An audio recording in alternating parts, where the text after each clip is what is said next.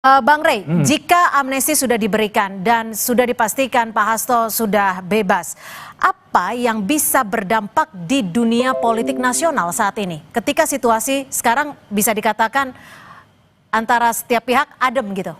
Iya, landai dan adem.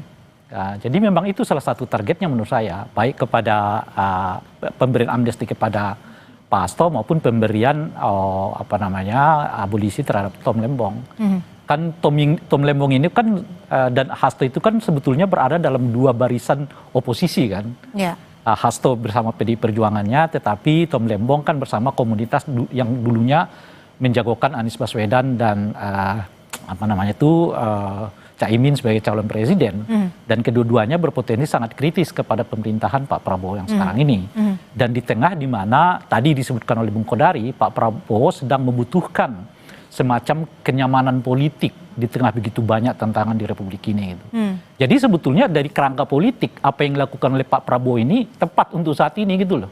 Jadi amankan dulu Ibu Mega. Jadi kalau Anda menyebut Pak Prabowo membutuhkan kenyamanan politik, artinya di situasi saat ini Pak Prabowo merasa tidak nyaman? Ya tentu saja. Kan tadi disebutkan banyak tantangan nih. Sekarang aja orang mendekati 17 Agustus, bendera One Piece mau disandingkan orang dan sebagainya gitu. Nah setidaknya Pak Prabowo ngamanin dulu deh politik formalnya gitu. Politik formalnya itu ya salah satunya PDI Perjuangan, mungkin komunitas-komunitas lain seperti yang disebut tadi kan, misalnya dari para pendukungnya Anies Baswedan dan sebagainya. Dan oleh karena itu setidaknya untuk saat 2025 mungkin akan landai begitu, tapi belum tentu ada jaminan 2026. Dan oleh karena itu kedekatan Pak Prabowo dengan Ibu Mega sekarang ini misalnya, saya kira itu temporal ya, boleh jadi itu sampai 2025, tapi 2026 bisa juga lain ceritanya gitu. Bung Kodari, betul Pak Prabowo saat ini sedang membutuhkan kenyamanan politik sehingga memberikan amnesti kepada salah satu orang yang bisa dikatakan paling penting di PDI Perjuangan yang saat ini adalah oposisi. Ya, kembali lagi ya, analisanya itu adalah kepentingan bangsa dan negara secara keseluruhan. Ya, kalau kemudian misalnya terjadi konflik yang besar di dunia internasional, kemudian di dalam negeri sendiri tidak kompak satu dengan yang lain, diperlukan, itu kan nanti akan membuat pengambilan keputusan dan kebijakan menjadi repot.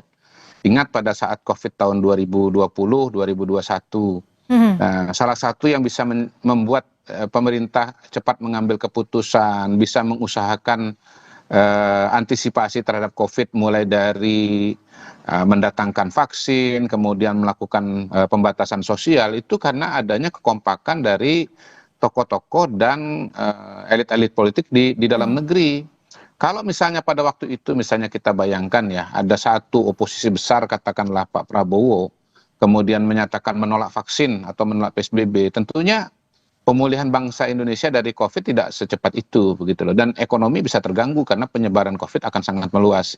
Nah, kita tentu belum tahu persis seperti apa dampaknya, tetapi bisa dikatakan bahwa kalau terjadi konflik di dunia internasional, mulai dari energi sampai pangan itu bisa mengalami hambatan gitu. Dan kita membutuhkan percepatan-percepatan untuk mengantisipasi masalah-masalah yang tadi saya sebutkan. Gitu. Jadi kita bukan bicara Pak Prabowo pribadi ya, kita bicara kepentingan bangsa dan negara Indonesia.